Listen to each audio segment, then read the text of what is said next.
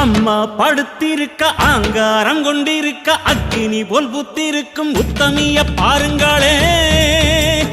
நீட்டி படுத்திருக்க நீதி சொல்ல காத்திருக்க ஈசான பொட்டலிலே மாசாணி பாருங்களே.